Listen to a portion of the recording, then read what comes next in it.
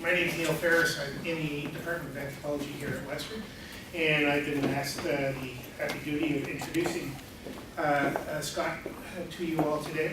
Dr. MacEachern completed his MA and his PhD at the University of Calgary in the Department of Archaeology at Calgary back in the 80s mostly,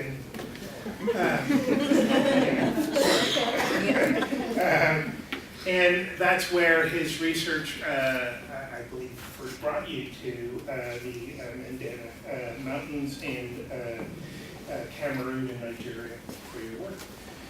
He's been a faculty member at Bowdoin College in Maine since 1995. Wow. Yeah. While also working and visiting as an adjunct scholar in France and Canada.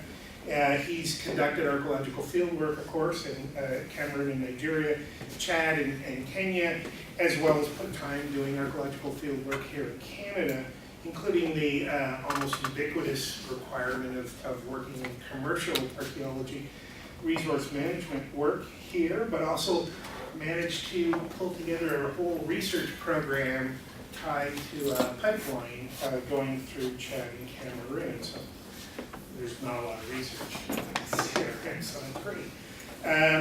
Dr. MacEachern takes the deep, slow science of the archaeologist's gaze and applies it to the material, ethnographic, historical, linguistic, and genetic histories of the part of the world he studies to unveil the deeper rhythms and connections to the past that also provide meaningful contexts for understanding the present, which is always just the momentary edge of soon-to-be a deeper historical context itself.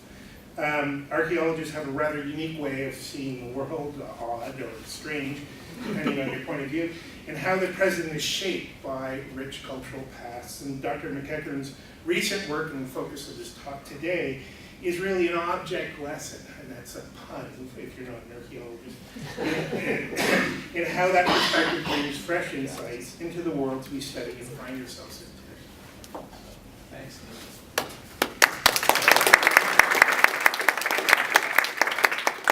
I'd like to thank Western for bringing me. I'm really enjoying being here very much, and my brother Alan, who's over there, you can see the family resemblance. There's a certain shiftiness in the eyes. Thank you for inviting me. And so what I want to talk about today is, the first thing I want to say is that there's a lot of different ways about understanding a phenomenon like Boko Haram. We can certainly understand it religiously. We can understand it in terms of economic deprivation particularly in northeastern Nigeria, a very poor area of Nigeria. If you're so inclined, you can understand it in terms of counterinsurgency. And none of these ways are exclusive. So in the same way that, for example, in the United States today we have a movement called the Tea Party movement, which is very much a 21st century movement, but that fashions itself and names itself after a 200-year-old occurrence in American revolutionary history. I tend to think about Boko Haram the same way. And so what I'm going to talk about today is particularly Boko Haram, literally, as Neil said, through a landscape of, through a lens of cultural and human landscapes.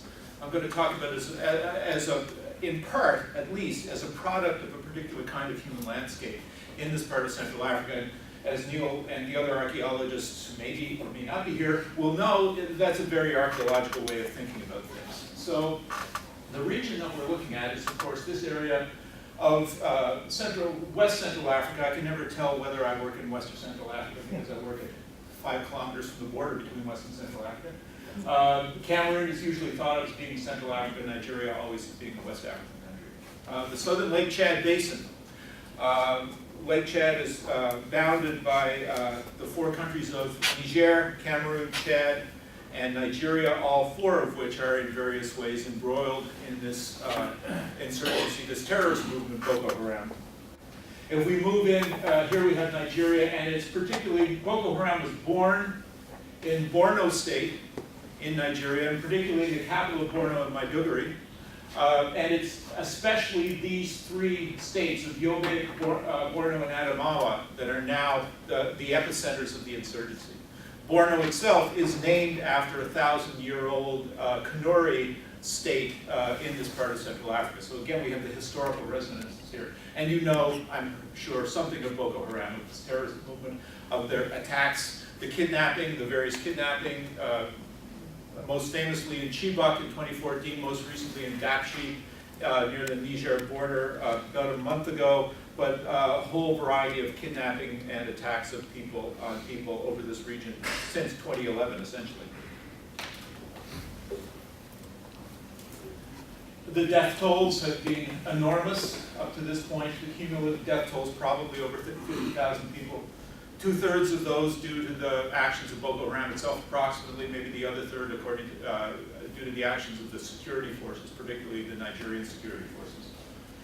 And one of the products has been an extraordinary issue of internally displaced persons in northeastern Nigeria at this point, over 2 million IDP in northeastern Nigeria. And that has had all kinds of effects involving agricultural failure, starvation, famine. The results of this have been horrific in all kinds of different ways. Where I work, and I'm going to lead in through this with the archaeology for reasons that I hope will become clear. I work, as Neil said, in the northern Mandara Mountains on the border between Cameroon and Nigeria. And I've been working there since 1984, which seems extraordinary to me, for this very long time in this area. As Neil said, one of the things that I ended up doing, sort of unintended consequences, I accepted a job doing a 6-week road survey for an oil pipeline in southwestern Chad in 1999 that then turned into a 12-year commitment. So I went away and did that for a long time, but I always seem to come back to this area in northern Cameroon. The area, what I look at archaeologically, what I look at particularly is the deep history of states in the southern Lake Chad Basin. And so what the social and cultural and political processes that led approximately 1,000 years ago to the first engagement with state institutions in this region. The state that I primarily work with, and here you see the Borno Empire. This is the pre-colonial state, Borno, that the modern Nigerian state of Borno is named after. It's associated with a particular ethnic group called the Kanuri. Primarily though, where I work is with a much smaller state on the frontiers, there's a word I'm going to be using a lot, the frontiers of Borno called Mandara or Wandala, which is the name for the people themselves. So I work with this state here, a much smaller frontier. I work in and around this mountain range on the Cameroon-Nigeria border. There's the international border. There's the northeastern extremity, vaguely, of the Mandara Mountains. You can see here, plains to the north. There's actually this area up here used to be a lake bed of Lake Chad, and these are the archaeological sites that we've been working on since the 1980s. And most recently, I've been working on a set of sites, I'm going to show you quite briefly here in a second, DGB sites, very close to the Nigerian border. There's the largest of them, and this is big archaeology, I got to tell you. Climbing up a mountain, it's like finding the Parthenon at the top of the mountain that you don't know was there. We have 16 of these sites. DGB sites are approximately between 500 and 700 years old. They are the language of the local Mafa people called Doigatbai, places of chiefly residence. Doigatbai, particularly for a maritimer, if you start saying that too much, you sound like a Newfoundlander saying, as to why it looks about. So we've tended to call them DGB sites. They're fantastic archaeological sites in an area of the world that is really remarkable. I'll say that now, I'll say it again. This is one of the best places to be in the world, just in terms of the people who live there, the landscapes, and the interest in the cultural area. So I've been doing archaeology on these sites now.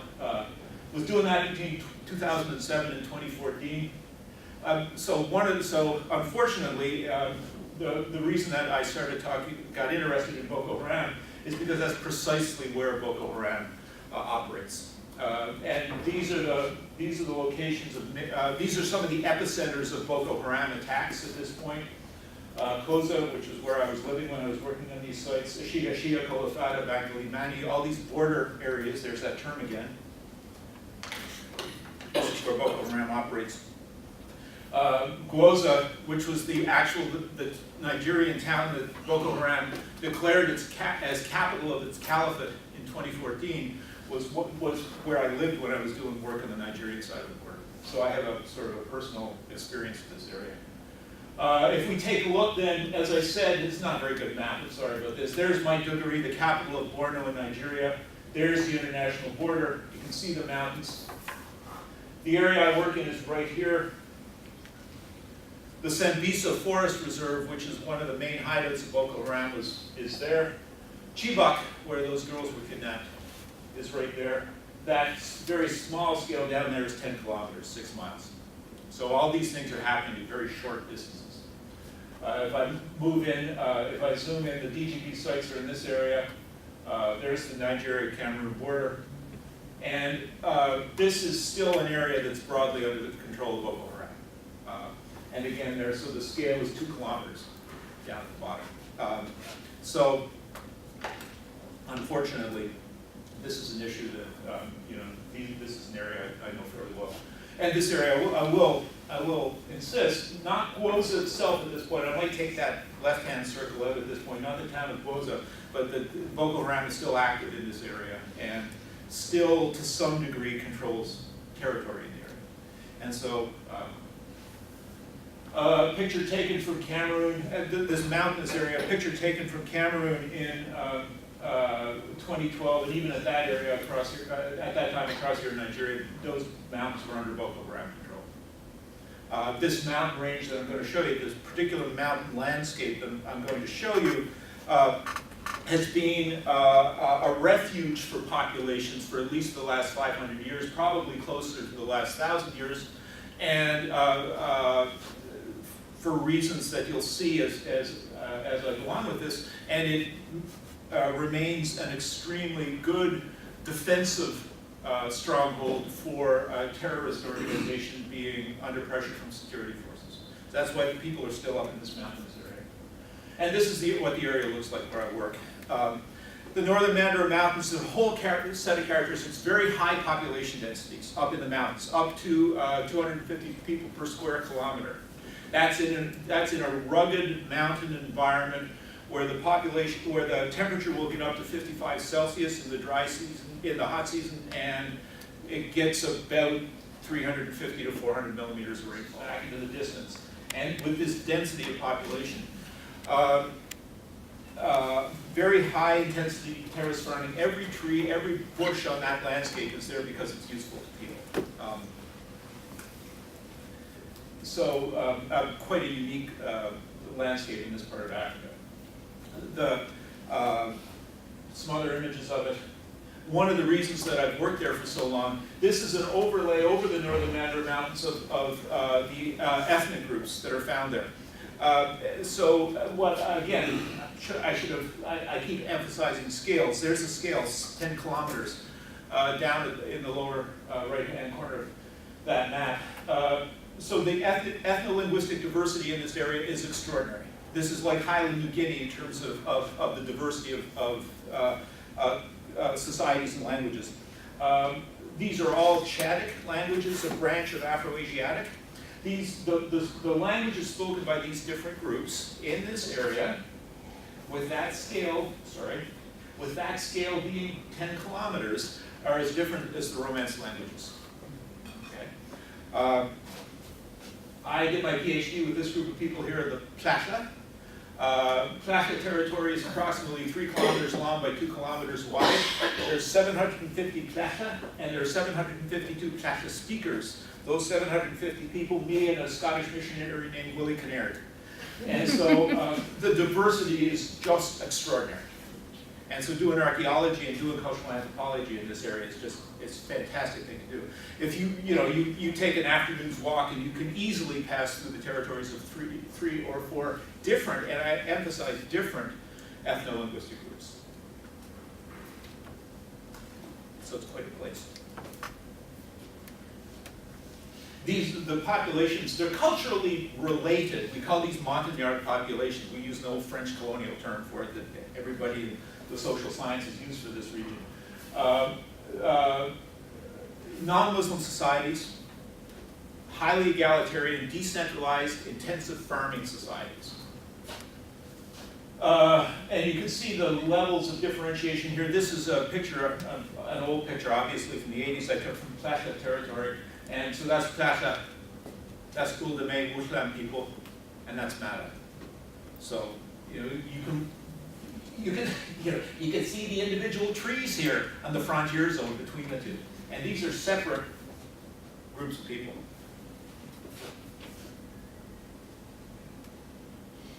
The plains around the mountains are very different. So you see this sort of off-putting yellow color indicates the approximate extension of the mountains. Plains are very different. So we have the flat, many of these are early Holocene lake beds from Lake MacEachern, at a time period when Lake Chad was the size of the Caspian Sea today, stretching north towards the borders of the Sahara. So very, very different environment down in the plains. Much lower population densities, much less intensive use of the landscape, lots of pastoralism. But this was also the province in the pre-colonial period. The plains were occupied by Islamic states. So not only the geographical dichotomy between mountains and plains, but also a cultural and political dichotomy with the plains being occupied for most of the last 1,000 years by various Islamic states, including Wandala, including Borno, including the various Hausa states that eventually became the Sokoto Caliphate. I'll be talking about those in a few minutes. And so these states, these were predatory, militaristic, slave-raiding states. We know that historically. We have feeding enslaved people into local economies, but particularly into the trans-Saharan slave trade from the 11th to 12th centuries onward. The vehicle of dominance for these populations was the horse. Okay, so the reason I have these horses up here is both from the point of view of state display, and here we have the Wandala state I talked about, where I do most of my research on states. I tend to look at states from the frontiers inwards. I don't look at capitals so much when I'm interested in the formation of states. I tend to live and work with the people up in the mountains who are being raided for slaves, looking down at the capital of the state, so from the outside in. This is in the 1980s, the Sheksa, the Sultan of the Wandala state, and here we have the display, this horse is wearing 2 pairs of pants, not just one. And I'm sure is sitting there, thinking, okay, it's 40 degrees now, why am I wearing all these clothes? But the military power and the political power of this archaeologically detectable animal, the horse, which we find appearing in this area from the 8th century AD, going along then with the extension of states. So we have then this situation, this abrupt, this dramatic dichotomy in this area between these densely occupied mountainous environments, non-Muslim, egalitarian, decentralized political systems, and then confronting them at very short distances, Islamic, highly centralized, very hierarchical, literate, predatory states. And I use predatory from the point of view of slavery, particularly. So there's the landscape. I want to talk primarily then, again, as I said, I'm going to talk about Boko Haram as a historical phenomenon and a frontier phenomenon. And the question that occurred to me immediately was, why does Boko Haram have such an affinity for borders? Because Boko Haram is actually, and originally, an urban phenomenon. Muhammad Yusuf, the founder of Boko Haram, preached in Maiduguri, and he preached in this highly urban context against other conservative, Salafist Islamic clerics in Maiduguri and in other cities of northern Nigeria.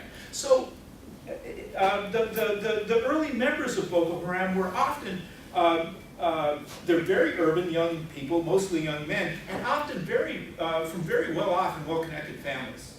So it's an urban and relatively privileged phenomenon, at least in terms of its commanders. So why is it then that when the predecessor of Boko Haram, which was called at that point the Nigerian Taliban in the early 2000s, when they formed, why is it that the first thing they did was to move up to a border area near the border with Niger, a place called Kunama, and start attacking Nigerian security forces there, when they were dispersed very violently by Nigerian security forces? This is about 2003. The next thing they do is they move down to the border with Cameroon. They move down to the area I work in, because this is exactly the Mandara Mountains.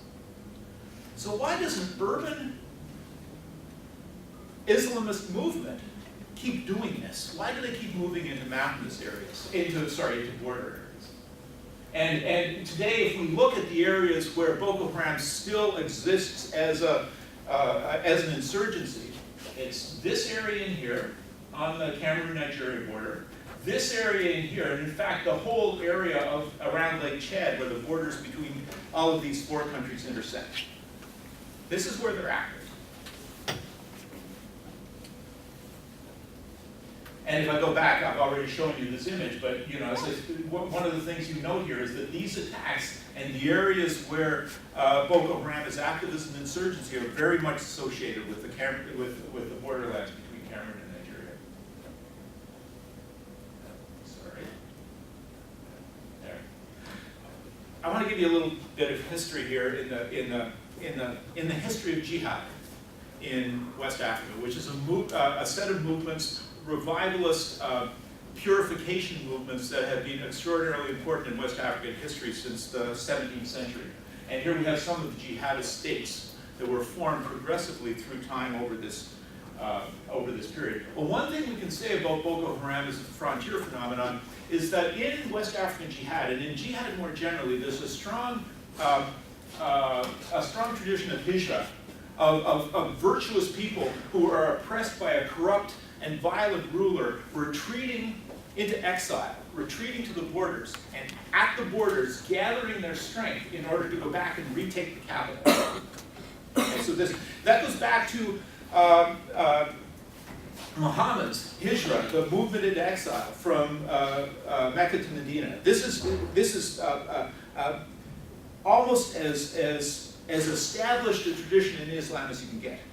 And certainly the jihadists of Boko Haram think of themselves as inheritors of the earlier jihads in this area, particularly the Sokoto Caliphate.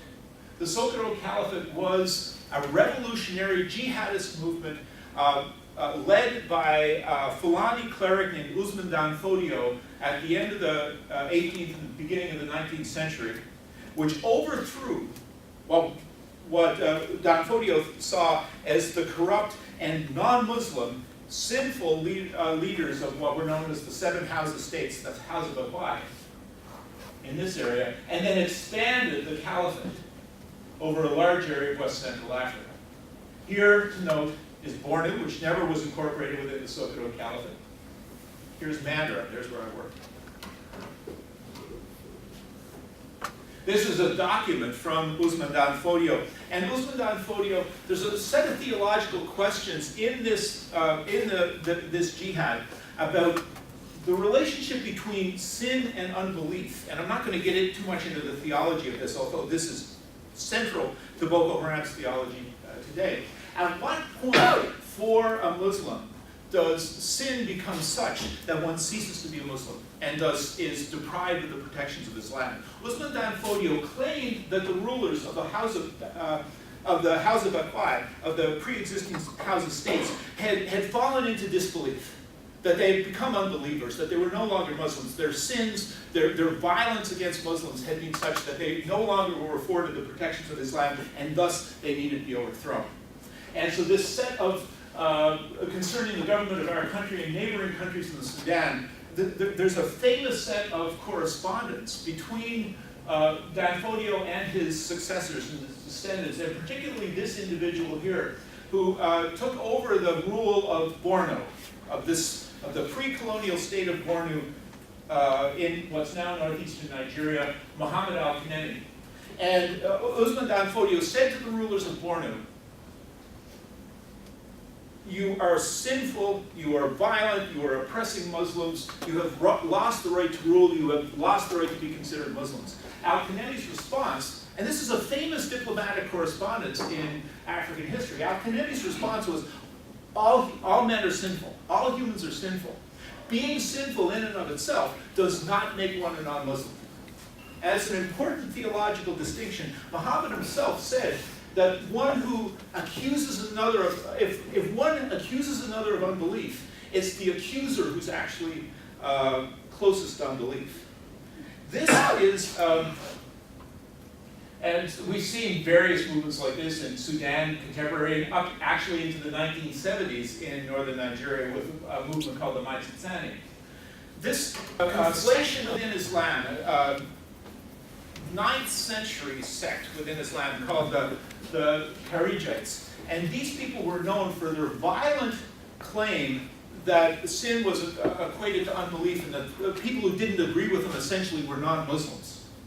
And against ISIS, against Boko Haram, one of the accusations made by conservative Muslims who disagree, Muslim clerics who disagree with these movements, is that they are Kharijites. That they are the descendants of this discredited sect within Islam who conflated sin and unbelief. So there's a whole set of religious questions coming into play here about who, and these certainly have to do with the history of West African jihads and the Sokoto Caliphate. Who has the right to be considered the legitimate rulers of a particular Islamic society or an Islamic state? So you move to the peripheries, you move to the borders, you undergo hijra to the borders. Those folks who know the literature in African history will recognize on the left, on the right, Igor Kapitov's internal frontier model. Instead of thinking in a sort of a ternarian American fashion of a metropole expanding into peripheral zones, there's this idea in African history and African anthropology about internal frontiers. And these areas are essentially areas they're like laboratories for social and cultural and political experimentation at the peripheries of African states. Stephen Reyna, who's a historian of a pre-colonial state called Begirmi in what's now Chad, thinks about states in this area in a very different way. I'm just giving you some of the backgrounds of this way of talking about frontiers. The pre-colonial states, the jihadist states, the Islamic states more broadly in this part of Central and West Africa that I work with, don't have the same conception of territory as do modern Westerners who look at state formation essentially through the veil, if you like, of the Treaty of Westphalia, the idea of modern nation states.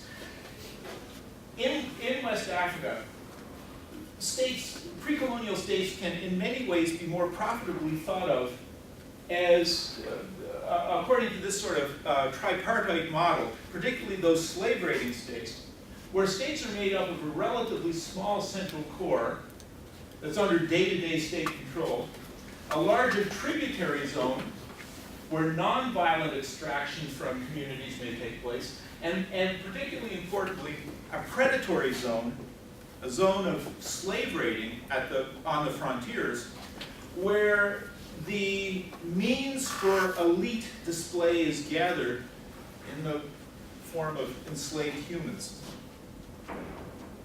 And there, for example, here's the area I work in is over in this area. And here, Stephen Reyna talking about Begirmi.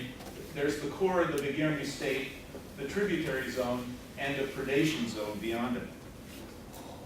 All of this brings together a new way of understanding certainly pre-colonial states, and I argue to some degree modern frontiers in this area as well. Boko Haram thinks of itself, certainly religiously, as an organization that exists on the frontiers, on the borders of corrupt and violent states, we can understand much of what Boko Haram did between 2011 and 2015 as an attempt to take the capital, to take Maiduguri, the capital of Borno State, back away from the Nigerian government, from the borders inwards. You can actually look at the way that they were trying to surround Maiduguri over this time period. But there's a lot of things that go on in borders. More specifically, so if I look away, to some degree, I'm still looking historically here, but if we think about the things that happen on frontiers, besides these religious justifications then for Boko Haram, what else happens on frontiers? Frontiers do a number of things. Borderlands do a number of things. They're places of violence and wealth creation in this region. And I'd say more broadly, this is not just an African model. What I did at the end of the book was compare what I'm talking about now in the Lake Chad Basin to the borderlands between the United States and Mexico. Borderlands are places where various levels of social and political organization intersect. The state, elites, common people. In this area, historically, one of the ways in which wealth was created in borderlands was through slave raiding. As I said, slaves were the elite currency. Enslaved humans were the elite currency of this region in the pre-colonial period. This was not like further west in West Africa where gold was a valued commodity that could be exported across the Sahara. From this region was primarily enslaved humans. So if we go back to the Sokoto Caliphate then, we have all kinds of depictions about the borderlands of the Sokoto Caliphate, the Mandara Mountains, certainly down here in this area, the Adamawa Plateau, the southwestern borders down close to Dahomey. These were all areas where slave raiding took place. In the area that I work in, these mountain populations were the main targets for slave raids. We have extraordinarily enough, nobody knows quite why this document exists. In this very area where I work, one of these slave raiders kept a diary. Hamenyaji, he was a Fulani slave raider in northern, what's now northern Nigeria. At the beginning of the 20th century, the diary covers the period from 1912 to 1927. He was illiterate himself. He dictated this to a scribe. It was through an accident of colonial history preserved, and it is essentially a diary of his slave raids up into the Mandara Mountains. You can buy this from Ohio University Press. If we take a look at that map I showed you, this is the area that's still a borderland of Boko Haram. Here's Chibok, there's where he was based, Madagali. And that just shows some of the areas that 100 years ago, less than 100 years ago, Hamenyaji was actively slave raiding through this entire area. The people that he enslaved were preferentially young women. Okay. He did that because young women could be essentially given away to his followers. This was a curious form of slave raiding because it was slave raiding during a period where no markets for slave raids existed. So he actually used enslaved young women as a sort of currency that he distributed to his followers as a reward for their support. One of the questions about Boko Haram, Abubakar Shekau, the leader at this point, to the extent anybody knows who is leading Boko Haram, if there's any one individual leading Boko Haram, which is probably not the case, the young women from Chibok who were kidnapped, okay, in 2014, Shekau said, I will sell these girls in the marketplace. Okay, there's no marketplace first in the area at all. Local people in the area told me the slave raiders are back. So they understand Boko Haram one way very, very vividly as slave raiders. And this makes sense. The structured forms of violence, the targeting of young women, they all are historically founded in this particular region. Like Hamanyaji 100 years ago, Shakal has no place to actually sell young women, but it appears that what is going on is that he is distributing these young women to his followers through essentially a form of sexual enslavement.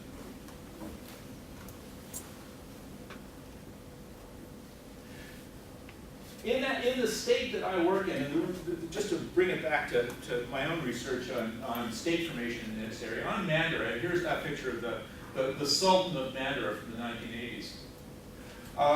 One of the curious things about the Mandara state, this shows the first image of, the first depiction of a capital of the Mandara state, of the Wandala state, 1824, Dixon Denham arriving there with the Mandara Mountains in the background. And I got to tell you, one of the things I love about this image is the way it makes the Mandara Mountains look like the Alps. This is the town of Mora. This is what the town of Mora looks like today. There's the map. They look a little bit different in the background. Okay? So there's a certain amount of PR going on. What's curious about this image, though, is where it was taken from. Because this is the capital. This is the last capital of the Wandala state. Where this picture was taken from, that rock is actually not part of the state. That's not part of the state over there either. Those areas were never under state control. So you have a situation in which the capital, the suburbs of the capital, 500 meters away from there up the hill, was no longer part of the state. And if we look at this, here's supposedly the core of the Wandala state. Here's the mountain areas I work in. But if we look at it, in fact, none of the mountains here were remotely under state control. And there's all of these zones, even out of the plains, that were not under state control either. So I wrote an article a few years ago, what was the Wandala state? Because the harder you look at it, the more the state disappears. But in fact, what we're looking at is something a little bit different here. Here's that capital of Mora. In this region, slave raiding elites needed the accoutrements of the state. They needed stateliness. But they didn't have to control territory, because if you're dependent for elite display on slave raiding, the one thing you don't actually need is territory. You need access to people. Those people cannot be your citizens, because enslaving your own citizens tends to shorten the life of the ruler. What you want access to in that case is people on the borders who are enslavable, who are politically and socially enslavable. And that's the way Boko Haram works today. They use borderlands and the violence in a very much a historically situated way, the violence of slave raiding to support themselves. That's one thing. I'm almost done, I promise.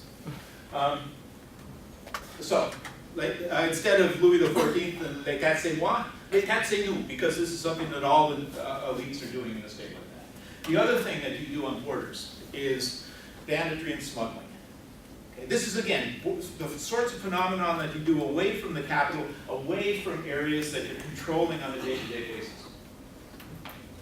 There are people in this zone, populations in this zone, that have been known for the last 500 years, often unjustly, as bandits. And this shows the territory of an ethnic group called the Melwa, who were identified in the 16th century as bandits. I was working over here right at the border between Cameroon and Nigeria in the early 1990s, and had an encounter with a bunch of Melwa people. And in the 1990s, people immediately identified them because they're Melwa, they're bandits. Cameroon's not. Nigeria thus subsidizes the price of gasoline, so that gasoline in northern Cameroon is 3 to 4 times as expensive as it is in northern Nigeria. You can imagine what the result of this is. The result of this is gasoline smuggling on a huge scale, such that 3/4 of the gasoline consumed in northern Cameroon is actually smuggled in from northern Nigeria. It's smuggled in this way. Desperate young men, their patrons provide them with cheap Chinese motorcycles. They load 5 to 6 40-liter plastic jerry cans of gasoline onto a bike like this, okay? Plastic jerry cans. That's 200 to 300 pounds of gasoline, plus the driver on these bikes. And then they run them over the Mandara Mountains between Nigeria and Cameroon. And they do this in convoys. So you would see this would be saw further on and behind just a convoy of 30 or 40 of these bikes running gasoline across the border into the capital of what's now the extreme north in Cameroon. Okay. So gasoline smuggling on a huge scale going on. And here you can buy, and always in these little repurposed vegetable oil bottles for the small amounts that you get. You can buy smuggled gasoline, Zwazwa, all over the place. Smuggling of all sorts, though. Everything's huge amounts of smuggling through these frontier zones. One of the things that's kind of interesting is that even though the border between Cameroon and Nigeria is theoretically closed to traffic now because of Boko Haram, all of the gas, 3/4 of the gasoline consumed in northern Nigeria, in northern Cameroon, is still smuggled. Which raises the question, of course, exactly how are people getting that gasoline across the border if it's not with the collusion of both Boko Haram and local authorities, which they certainly are. Banditry is the same thing. Banditry is great.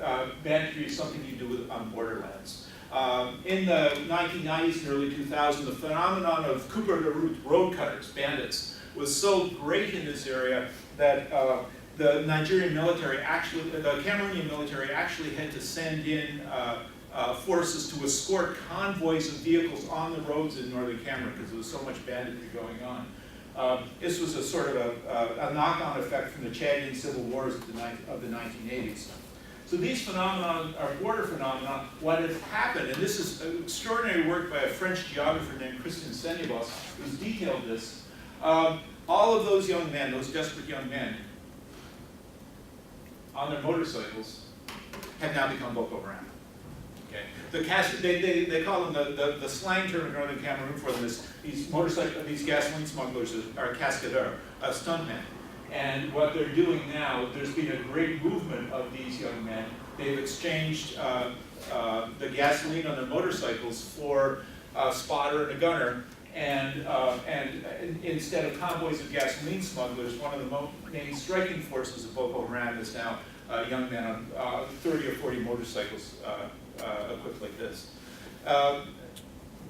But the smuggling and banditry hasn't stopped. So Boko Haram is it's a variety of different things at the same time. It's a historically situated, it's a modern terrorist organization, it's a historically situated jihadist insurgency, it's a historical echo of the slave raiding and other forms of border violence that have taken, that have existed within these areas for many centuries. To give you a sense, this shows the old smuggling routes through this part of the Lake Chad Basin.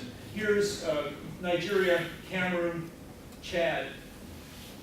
There's this zone in here is a paradise for smugglers and bandits. It's actually this curious configuration of Chad here is actually a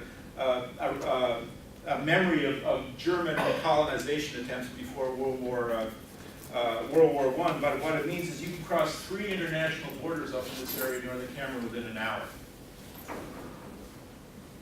And this is exactly, precisely the zone. There's Karawa, for example, Banki, Limani, Kusuri. This is precisely the zone. There's Karawa, Banki, Limani, where you see Boko Haram operating today. They're operating today in the same zones as they were 20 years ago when they were being called smugglers and Cooper. Last thing I want to note is that here's the area that I'm talking about. This is part of a larger phenomenon of border insecurity and trans-border, trans-frontier violence that's now engulfed much of this area of Central Africa. This is a colleague of mine, Emmanuel Coban, Sudan, Niger, Nigeria, and down into South Sudan, and particularly the Central African Republic.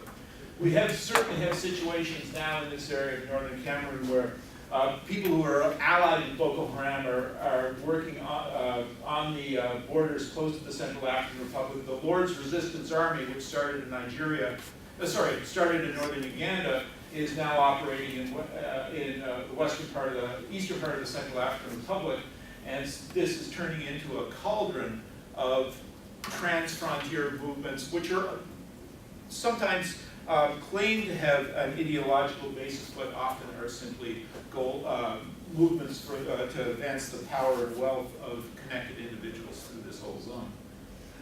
One of the things about this is, one of the offsets, results of this has been that there's now a really interesting literature, anthropological and historical literature on legality, illegality, licit activities, illicit activities in this region. Tax evasion, smuggling, being a bandit. Some of you may know Janet Roykman's book, Fiscal Disobedience, which is essentially an ethnography of tax evaders and bandits in northern Cameroon.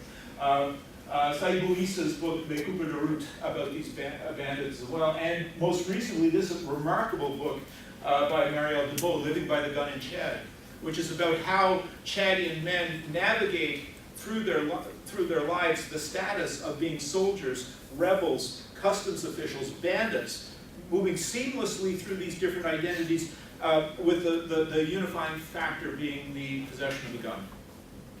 So that's the literature that I depend upon when I'm trying to understand what's going on with Boko Haram. So hope that didn't go on too long, folks. I hope there was some thread of sense through there. So I would be happy to answer any questions that you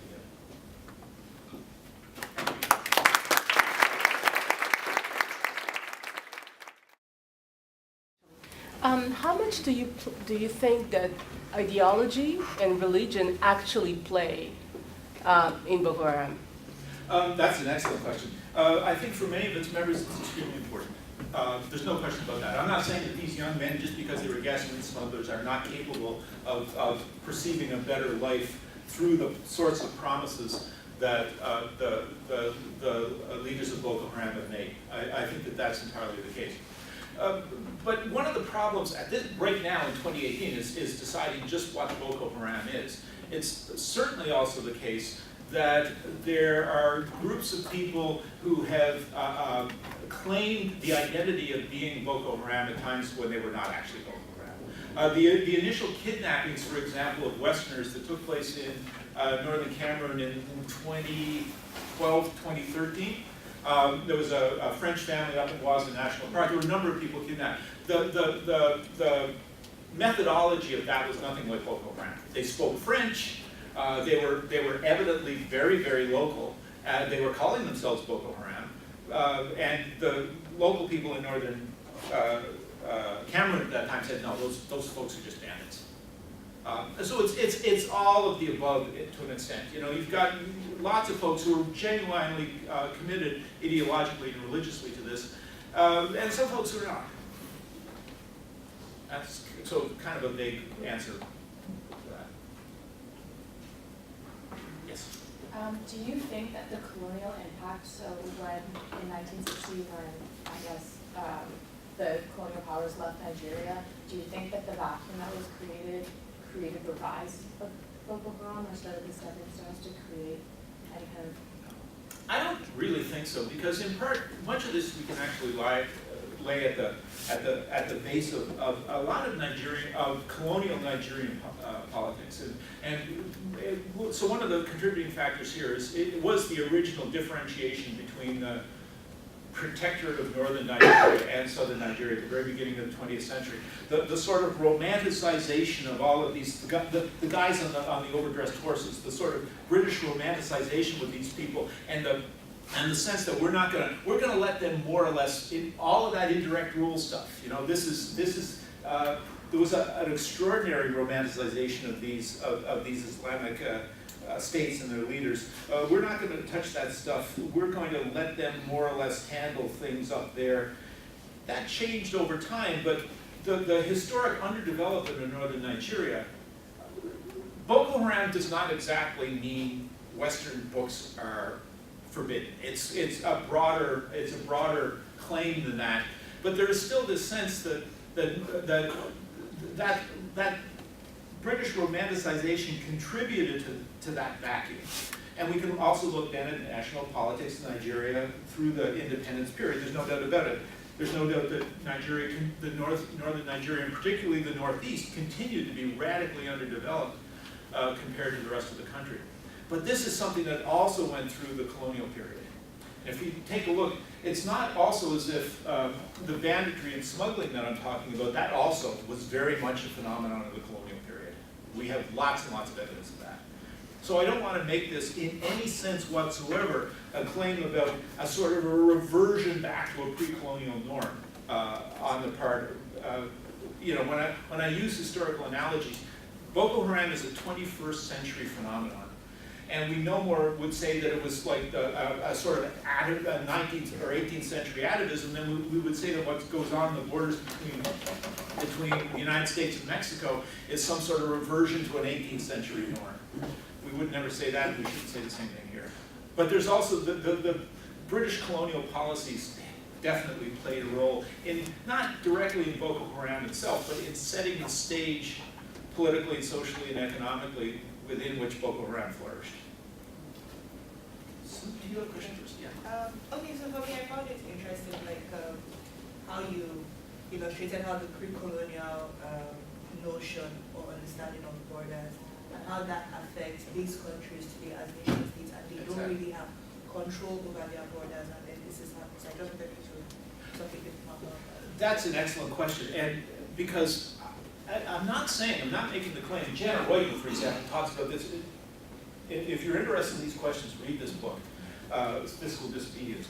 I'm not making the claim that these countries can't control their borders. What I'm claiming is that pre-colonially, colonially, and post-colonially, it is often in the interest of elites to have access, and everybody in this area knows that these are occupations where the foot soldiers may be local people, but it's members of the very established elites who are benefiting. Reutemann talks about this figure, the man in the car, and this is associated with the bandit gangs that were active in this area in the 1990s and early 2000s. The man in the car is the guy who shows up. He's the coordinator of these these very effective, very large-scale bandit gangs. He's the guy who shows up. He has the weapons in the trunk of the car. He has military uniforms in the car. One of the themes of Boko Haram is always this, is they dress like the army. This comes up constantly. We can't tell if these are soldiers or not. And when you think about that, this is also, a very old phenomenon in this area. One of the problems was you could never tell, I went through this a lot, in northern Cameroon in the 1990s and 2000s, you couldn't tell if a roadblock was actually military or bandits. They were wearing the same uniforms, they had the same guns. So what do you do? If it's a legitimate roadblock, you stop.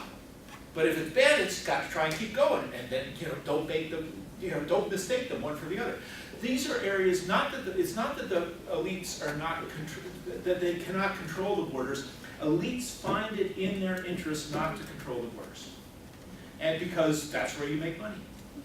So that's a very good question, and it's not a matter of lack of control. The Nigerian government, when Boko Haram declared a caliphate at Gwoza, actually declared in that case, this is our territory. This is no longer the territory of the Federal Republic of Nigeria. That's when the Nigerian security forces actually got invested in 2014 in removing them. Nigeria and Cameroon can easily tolerate an active terrorist organization that kills citizens. But when they claim control of territory, that was the tipping point. So one of the interesting and horrific details about this is how much Boko Haram is actually connected to elites on both sides of the border. Somebody have a question? How effective are the government or the state raids on the group? They're effective from the point of view of denying Boko Haram control over territory, but only that effective. They're not effective at decreasing the depredations of Boko Haram against local communities. And it's one of the fascinating things that, and you can start to see this, it's starting to show up in Google Earth. One of the fascinating things that's happened in both Cameroon and Nigeria is that the governments are actually digging moats around villages and towns. And they're doing it primarily to channel would-be suicide bombers into particular routes into communities. But what they're doing is building moats. And so archaeologically, again, one of the things I look at here is when communities in this area, it starts about 500 BC, start to build ditches and walls as defensive features. And it actually starts way earlier than we thought, even 10, 15 years ago.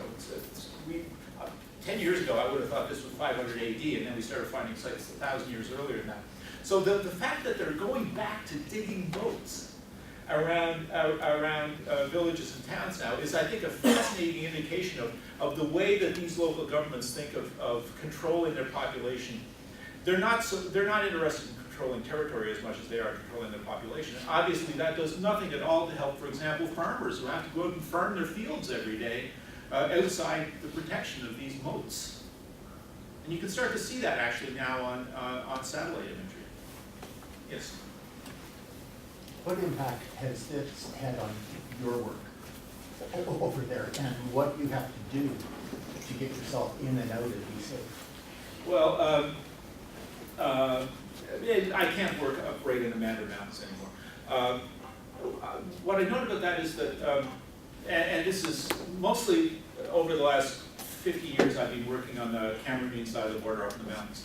The violence in the mountains has tended to all be on the Nigerian side of the border. So the folks I've been working with directly have not suffered. They have to support refugees, for example. They've done that with enormous generosity and goodwill. And these are very, very poor populations. And they've taken in many tens of thousands of refugees unofficially with a very large refugee camp at a place called Minowao in northern Cameroon as well. But the violence has not extended onto the Cameroonian side of the border in the mountains, on the plains it has. Nevertheless, I'm not actually going to go into that zone and expose communities that I live in to any potential attention to Boko Haram. So what we did finally in 2014, we moved about 250 kilometers further to the south in Cameroon. And the archaeological record in this area is such that within a month we found another set of fantastic archaeological sites, another 3 lifetimes of archaeology for me to do. The one thing I haven't talked about here, but the archaeological record of this area is incredibly rich. And so, it's I need to go back to the Mandarin Mountains. I'm not sure when that's going to happen at this point, but I do, my wife was just here a minute ago, quite legitimately, I have a wife and daughter. I don't want me dying, and I don't want to attract any attention to the communities that I would be staying in. Yes? I'm wondering how is the combination of the population in that area religiously, I mean Muslim and non-Muslim, and Yeah. which branch of Islam or Mazhab is more popular there? Yeah. And the other question is that whether the Boko Haram define themselves something inside Islam, I mean Orthodox or righteousness Islam, or Yeah. something between Islam and non-Muslim? That's an excellent question. Traditionally, through most of the second millennium, the dominant political Islam in this area was Sufi. It was actually the Qadiriya and Tijaniya orders. What happened in the late 20th century, again, Usman Nanafodio identified himself, for example, as Tijaniya. In the late 20th century, in part because of the increasing influence of Saudi Arabia, it was that form of Wahhabi Islam became increasingly influential through this area. An organization called the Yan Izala, the people of Izala in northern Nigeria, for example, that's where Boko Haram comes from. So originally, Boko Haram is broadly a Wahhabi movement, very broadly, but one that has rejected the sort of it's rejected the Wahhabi establishment in northern Nigeria. So they see themselves as ultra-Salafist. And they were rejected by very conservative Salafist clerics and organizations in northern Nigeria as being too extreme. Many of the mountain people that I work with converted to Christianity in the late 20th century. Okay, so this is a process that's been going on. But we have, among other things, that, I work in a complicated area. We have, among some of these mountain populations, actually, on the Nigerian side of the border, who were Christian, have converted to Islam and become part of Boko Haram. So we actually have significant numbers of people in mountain communities on the Nigerian side of the border. Again, I think purely in response to the sort of exploitation and oppression that are part and parcel of being an ordinary person in northern Nigeria. So this, so we have these people who are sometimes called Christian Boko Haram. They're no longer Christian, but communities converting in large numbers from Christianity to Islam, starting about 2005, which is something I never would have expected to see there when I started working there in the 1980s. When I say large numbers, I mean at least a couple of thousand people converting and becoming supporters of Boko Haram. So, but Wahhabi, but ultra Salafist.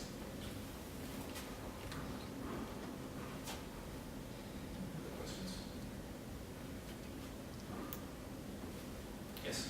You said that in terms of going back historically, but that the British seem to have prepared the grounds for the underdevelopment of that area, and that in turn prepared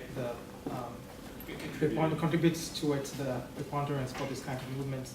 Yeah. So then I was wondering, is it what predestinates this area? What are the features of this place, in a way, this geographical region, that makes it so suitable for this? I mean, beyond, so even the underdevelopment, there must be some reasons for the underdevelopment, right? I mean, aren't there any? And then, okay, put it this way. One, are there reasons for that underdevelopment apart from just colonial will? And second, topographically, are there some features about this place that can explain this history? It is, I was looking over the other, so this is what it came from the flight. I had an image on left.